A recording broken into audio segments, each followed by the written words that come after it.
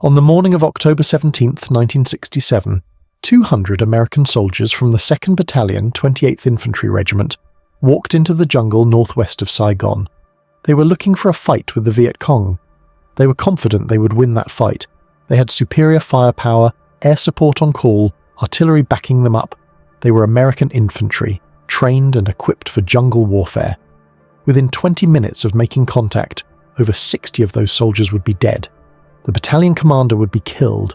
The command group would be wiped out. Company A would cease to exist as a fighting force.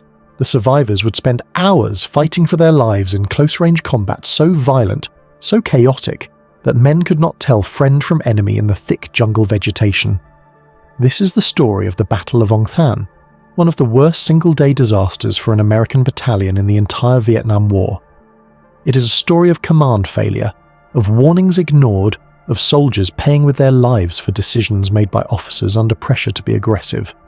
It is a story that every infantry officer should know, because the lessons learned at Ong Thanh about what happens when you walk into a prepared ambush without proper reconnaissance are written in the blood of the Black Lions Battalion. The 2nd Battalion, 28th Infantry Regiment, had a proud history. They had fought in World War I, World War II, and now Vietnam. They wore the patch of the 1st Infantry Division, the big red one of the most famous divisions in the American Army. They called themselves the Black Lions, and they carried themselves with the pride of soldiers who belonged to an elite unit. In 1967, the battalion was commanded by Lieutenant Colonel Terry de la Mesa Allen Jr. Allen was the son of Major General Terry Allen Sr., who had commanded the 1st Infantry Division during the invasion of North Africa and Sicily in World War II. Young Terry Allen had big shoes to fill. He was a career officer, determined to prove he was worthy of his father's legacy, determined to show that he could lead men in combat just as his father had. But Allen was under pressure, the kind of pressure that makes officers take risks they should not take, that makes them ignore warnings from subordinates, that makes them push forward when they should pull back and reassess. The pressure came from above. Major General John H. Roy Hay commanded the 1st Infantry Division in Vietnam. Hay believed in aggressive action. He believed in finding the enemy and destroying them in decisive battles. He believed that battalion commanders who were not aggressive enough, who did not produce high enough body counts, should be relieved of command. And he acted on those beliefs, firing battalion commanders he deemed insufficiently aggressive. Allen knew this. Every battalion commander in the division knew it. Be aggressive or be relieved. Find the enemy, engage them, kill them. Bring back high body counts to prove you were doing your job. This was the environment in which Allen operated, the pressure he felt every day. And Allen had personal problems too. He was having marital difficulties. He had just returned from the emergency leave back to the United States to deal with family issues. He was worried about his marriage. He was worried about his career. He was worried that if he did not produce results, he would lose his command on top of losing his marriage. These worries, this pressure, would cloud his judgment on October 17th. They would lead him to make decisions that violated basic infantry principles, that ignored warnings from experienced officers, that put his soldiers in a situation from which many would not return. In mid-October 1967, the Black Lions were operating as part of Operation Shenandoah II. The mission was to find and destroy elements of the Viet Cong 9th Division, specifically the 271st, 272nd, and 273rd Regiments, and operating in an area northwest of Saigon near the Cambodian border known as War Zone C. The Viet Cong 9th Division was one of the most experienced enemy units in South Vietnam. They had been fighting since the early 1960s. They knew the terrain. They knew how to set ambushes. They knew how to fight American forces and survive. And in October 1967, they were supposed to be resting and refitting, preparing for the upcoming winter-spring offensive that would become known as the Tet Offensive. The Black Lions had been in the field for over a week conducting search and destroy operations. They were tired. The jungle was exhausting, the heat oppressive, the constant patrolling wearing on soldiers who carried heavy loads through dense vegetation day after day. On October 16th, Companies B and D from the battalion went out on patrol south of their night defensive position near the Ong Thanh stream. After moving about 2 kilometers, they found a fortified Viet Cong bunker complex. A firefight broke out. Allen ordered his men to pull back and called in airstrikes against the bunker positions. When the bombing runs were complete, Allen's men re-entered the area. Viet Cong snipers in the trees opened fire. Again, Allen ordered a pullback, this time calling in artillery strikes. The battalion went back in a third time and discovered the bodies of 17 Viet Cong soldiers. This should have been a warning. The presence of fortified bunkers meant enemy forces in strength. The fact that Viet Cong snipers remained in the area after airstrikes and artillery meant they were committed to defending this position. An experienced commander would have recognized these signs. This was not a small enemy unit. This was potentially a major force, dug in and prepared to fight. First, Lieutenant Clark Welch, commander of D Company, recognized the danger. Welch was an experienced officer who had been with the battalion for months. He knew jungle fighting, he knew the Viet Cong, and he knew that attacking into an area where the enemy had prepared defences without adequate force was asking for disaster. Welch told Allen that they should either call off the assault or get more troops on the ground before attacking. He pointed out that the battalion was operating at reduced strength. Company C was back providing security for the artillery firebase. They had only 3 rifle companies, and those companies were under strength due to rotation schedules, casualties, and soldiers on leave. The force Allen was planning to commit to the assault numbered around 200 men total. That was not enough to take on a dug-in enemy force of unknown size. Allen dismissed Welch's concerns. He had found the enemy. He was going to attack. That was what General Hay expected. That was what aggressive battalion commanders did. They found the enemy and destroyed them. When Welch continued to express reservations, Allen removed him from the assault plan and gave the lead to Captain James George, commander of a company. George was competent, but he had been with the battalion only a few months. Most of the officers and soldiers in the Black Lions had only been together 3 or 4 months. They were not a seasoned unit. They had not developed the kind of cohesion that comes from long periods of training and combat together. This was a problem throughout the American military in Vietnam. The 1-year tour policy meant constant turnover. Soldiers arrived, served their year, and rotated home. Experienced men left just as they were becoming truly effective. New men arrived and had to learn everything from scratch. Units never developed the kind of institutional knowledge and cohesion that characterized armies in previous wars where soldiers served for the duration of the conflict. On the evening of October 16th, Allen made his decision. The next morning, they would return to the bunker complex and launch a frontal assault to determine if the Viet Cong 271st Regiment was still in the area. Company A would lead. The battalion command group would follow. Company D would bring up the rear. What Allen did not know was that the Viet Cong 271st Regiment was exactly where he thought they were. Colonel Vo Minh Triet commanded the regiment, approximately 1,200 soldiers plus another 200 from a rear service group that had attached itself to his unit. Triet was an experienced commander who had been fighting for years. He knew the Americans were in the area. His troops had engaged them the day before. He knew they would probably return. So Triet prepared an ambush. A 3-sided kill zone with his forces positioned in a U-shape around the likely American approach route. His soldiers dug in, camouflaged their positions and waited. When the Americans came back, as Triet expected they would, he would be ready. By about 800 hours on October 17th, the Black Lions left their night defensive position. Company A led the way, moving in single file through the thick jungle. Captain George was up front with his men, leading from the front as infantry officers are taught to do. Behind a company came the battalion command group. Lieutenant Colonel Allen, his operations officer, his intelligence officer, his forward air controller, his artillery liaison, radio operators, medics. The tail of the column was D Company under 1st Lieutenant Welch. They moved slowly through the jungle, approaching the area where they had fought the day before. The vegetation was thick, visibility limited to a few meters in most places. This was typical triple canopy jungle. Huge trees overhead blocking sunlight, thick undergrowth at ground level, and vines and vegetation making movement difficult. Company A had moved approximately 2 kilometers when the point element made contact. A small group of Viet Cong soldiers appeared ahead of them, fired a few shots, and withdrew. This was the bait. The Americans had found what they were looking for. The enemy was still here.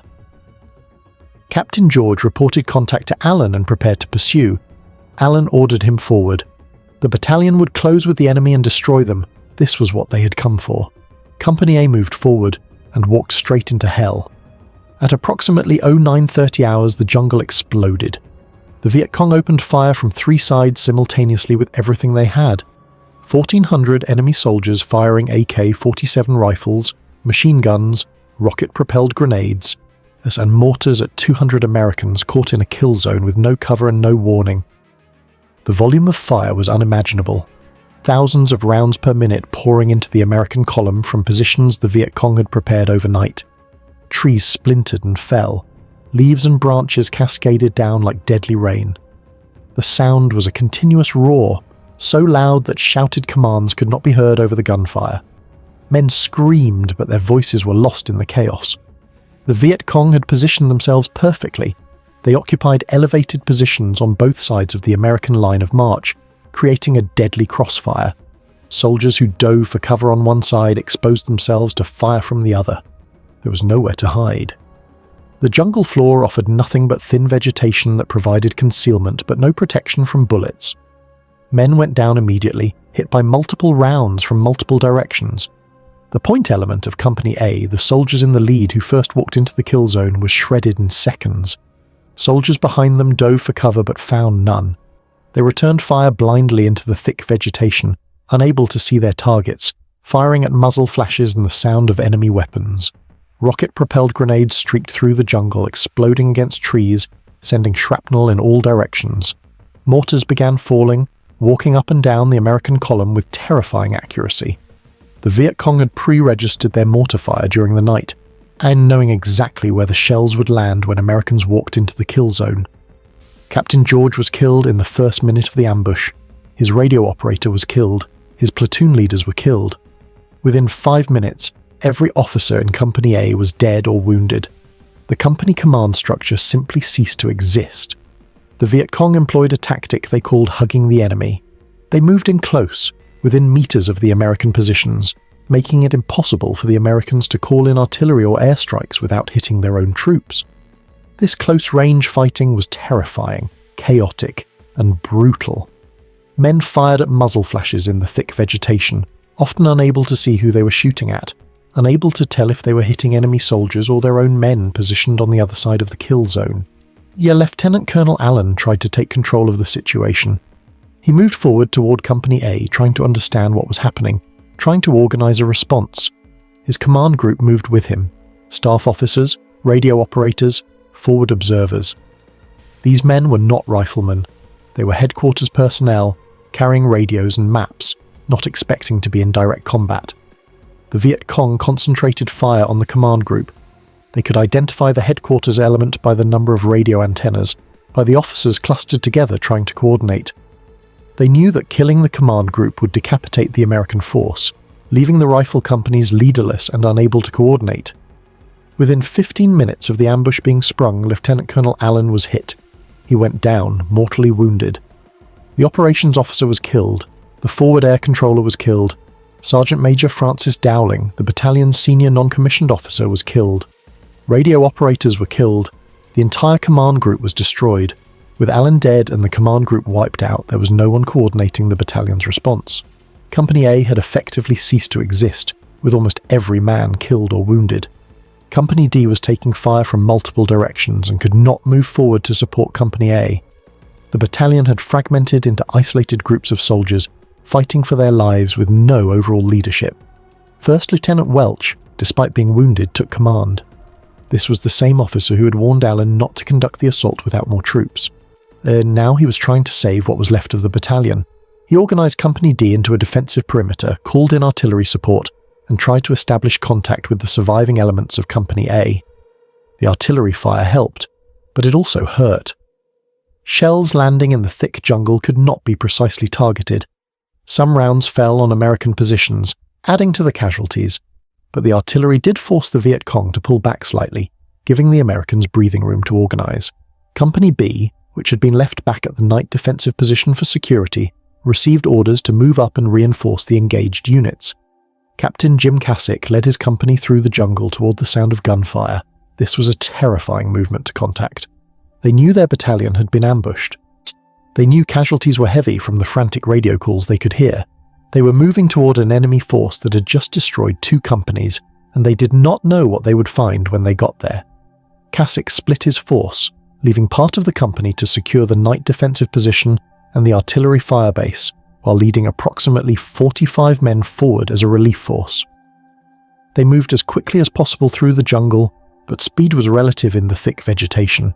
They had to hack through vines, push through undergrowth, all while maintaining tactical formation and watching for enemy ambush positions.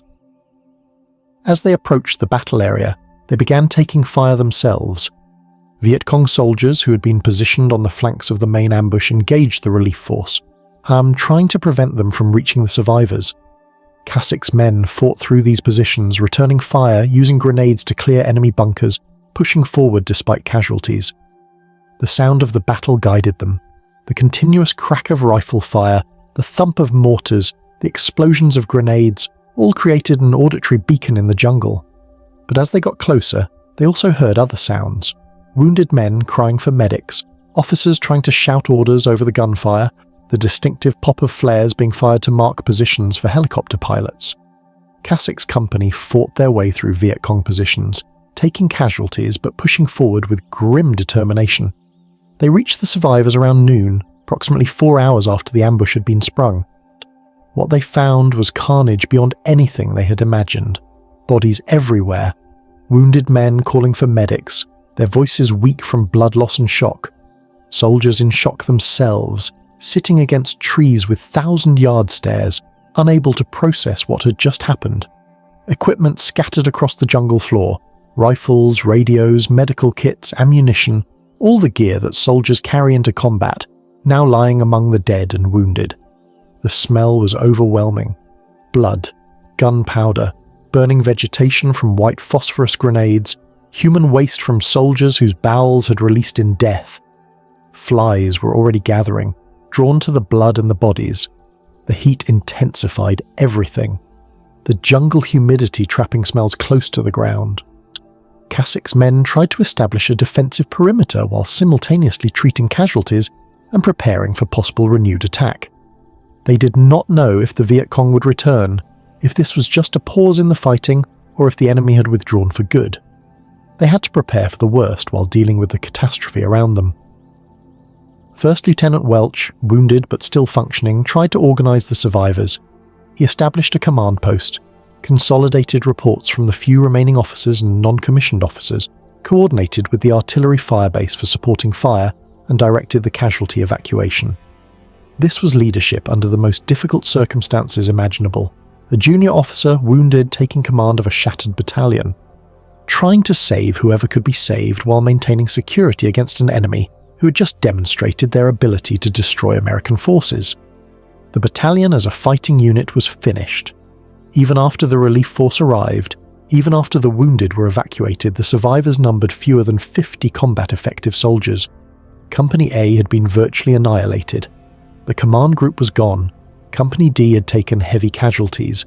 The battalion could not conduct offensive operations. They could barely defend themselves if the Viet Cong attacked again. The relief allowed the evacuation of wounded to begin. Helicopters came in under fire, landing in small clearings hacked out of the jungle with machetes and explosives, loading wounded soldiers and lifting off as quickly as possible. The Viet Cong continued firing at the helicopters throughout the evacuation, but the pilots kept coming, flying mission after mission to evacuate casualties. The wounded were everywhere. Some could walk with assistance, others had to be carried on improvised stretchers made from ponchos and rifles. The most seriously wounded, men with multiple gunshot wounds, men missing limbs from rocket-propelled grenades, men with massive head wounds, were prioritized for evacuation. The battalion medics worked frantically, triaging casualties, applying pressure bandages, starting intravenous lines, doing whatever they could to keep men alive long enough to reach a hospital. The landing zones were tiny, barely large enough for a single helicopter. The pilots had to come in at steep angles, hover with just enough space for wounded to be loaded, then climb out through openings in the jungle canopy while taking fire. It was some of the most dangerous flying in Vietnam, and the helicopter crews did it again and again throughout the afternoon. As casualties were evacuated, the grim task of accounting for the dead began. Bodies lay throughout the kill zone, some killed in the initial burst of fire, others shot while trying to help wounded comrades, still others who had survived the ambush only to be hit by mortars or stray rounds during the hours of fighting that followed.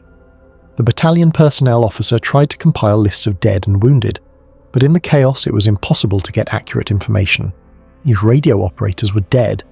Officers who would normally report casualties were casualties themselves. By late afternoon, the Viet Cong began to withdraw.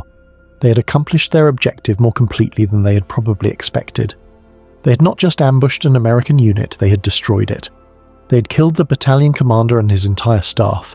They had inflicted casualties that would echo through the 1st Infantry Division for months. The final casualty count for the Black Lions was devastating.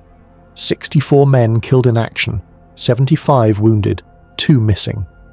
In a single morning, the battalion had lost nearly 70% of the soldiers who had entered the jungle.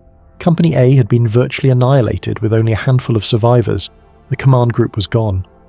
The battalion as a fighting unit was finished. Among the dead was Lieutenant Colonel Terry Allen Jr. He died trying to lead his men, trying to salvage a situation that should never have happened. His body was recovered and returned home, where he was buried with military honours. His father, the famous World War II general, had to bury his son. Also dead was Sergeant Major Francis Dowling, the senior enlisted man in the battalion, a soldier with years of experience who had survived World War II and Korea only to die in a jungle in Vietnam. Captain James George, who had led Company A into the ambush, was dead. The platoon leaders who had followed him were dead. The young soldiers, many of them just months out of basic training, who had trusted their officers to lead them safely, were dead. 13 American soldiers were awarded the Silver Star for heroism at Ong Thanh. Men who had tried to save wounded comrades under fire, men who had organised defensive positions, men who had fought back against overwhelming odds. These men deserved every medal they received. They had done everything soldiers are supposed to do in combat. They had been brave, determined and professional, but no amount of individual heroism could overcome the fundamental tactical failure that put them in that situation. The Black Lions had walked into a prepared ambush against a larger, well-positioned enemy force without adequate reconnaissance or sufficient manpower. That is a recipe for disaster in any war, and Vietnam was no exception. The Viet Cong paid a price too, though the exact numbers are disputed. American estimates suggested several hundred Viet Cong killed or wounded. The Vietnamese claimed much lower casualties. What is certain is that the Viet Cong 271st Regiment withdrew from the battlefield intact and remained an effective fighting force. They had won the Battle of Ong Thanh. Years later, Clark Welch, who had been wounded at Ong Thanh and had tried to save the battalion after Allen was killed, met Colonel Vo Minh Triet, the Viet Cong commander who had planned the ambush. Triet told Welch his assessment of the battle. On that day, no one won. It was a generous statement from an enemy commander to a former adversary. But it was also not entirely true. The Viet Cong had won tactically. They had destroyed an American battalion, killed the commander, inflicted casualties that shocked the 1st Infantry Division. They had shown that American forces were vulnerable to well-planned ambushes, that aggressive action without proper preparation could lead to disaster. The lessons of Ong Thanh should have been clear. Do not attack into an area where the enemy has prepared defences without thorough reconnaissance. Do not commit understrength forces against an enemy of unknown size. Do not ignore warnings from experienced subordinates who understand the tactical situation. Do not allow pressure from higher headquarters to push you into making decisions that violate sound military principles. These lessons were not new. They had been learned and relearned in every war the American military had ever fought, but they were forgotten at Ong Thanh with catastrophic results. The pressure from higher headquarters to be aggressive, to produce body counts, to find and destroy the enemy was a systemic problem in Vietnam. General Westmoreland, commanding all American forces in the country, believed in attrition warfare. His strategy was to kill enemy forces faster than they could be replaced, to reach a crossover point where communist losses exceeded their ability to recruit and train new soldiers. This strategy required high body counts, which required aggressive action by battalion and brigade commanders. Division commanders like General Hay implemented this strategy by pressuring battalion commanders to be aggressive. Battalion commanders who did not produce results, who did not engage the enemy frequently enough or kill enough Viet Cong, were relieved. This created an environment where commanders felt compelled to take risks, to attack even when the tactical situation did not favour it, to prioritise aggression over prudence.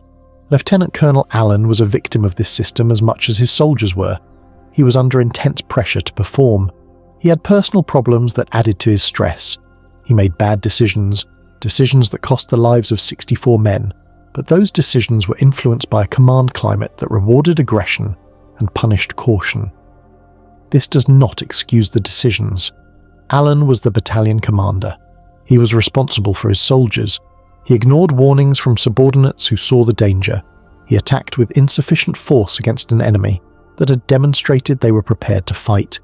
He violated basic principles of infantry tactics. He was responsible for what happened, but the system that created the pressure he was under shares responsibility too. When commanders at all levels are told that their careers depend on body counts and aggressive action, when caution is interpreted as cowardice or incompetence, when the emphasis is on offence regardless of circumstances, disasters like Ong Thanh become more likely. For the soldiers who survived the battle, the psychological trauma was immense. They had watched their friends die. They had fought in close combat so violent and chaotic that some could not remember specific details afterward, their minds blocking out memories too terrible to process. They had been in a situation where survival was more luck than skill, where the difference between living and dying was often nothing more than where you happened to be standing when the ambush was sprung. Many suffered from what we now call post-traumatic stress disorder. Nightmares about the jungle, flashbacks triggered by sudden noises, survivors' guilt over being alive when so many friends had died. These wounds were not visible, but they were real, and they lasted for decades after the war ended. The battalion was rebuilt. New soldiers arrived to replace the dead and wounded. Officers from other units were reassigned to fill the leadership positions. Within weeks, the 2nd Battalion, 28th Infantry was back in the field, conducting operations. But the men who had been at Ong Thanh knew that their battalion had died in that jungle. What was rebuilt carried the same designation and wore the same patch, but it was not the same unit.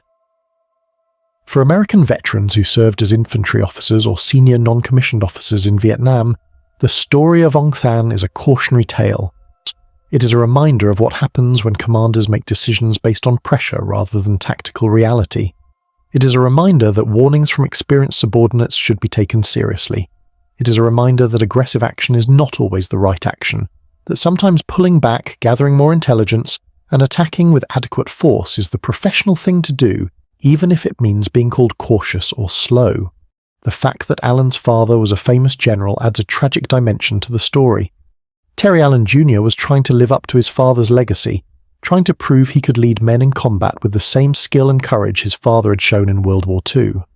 That pressure, combined with the pressure from higher headquarters and his personal problems, only created a situation where he could not make clear-headed decisions about what was best for his soldiers. The families of the soldiers who died at Ong Thanh received telegrams informing them their sons or husbands had been killed in action. Most of those families never learned the full story of what happened. They were told their loved ones died fighting the enemy, which was true, but they were not told that their loved ones walked into an ambush that could have been avoided if their commander had exercised better judgment. Decades later, when historians and veterans began writing about Ong Thanh, the full story emerged. Books were published, articles written, documentaries made. The battle that had been largely unknown outside the 1st Infantry Division became a case study in command failure.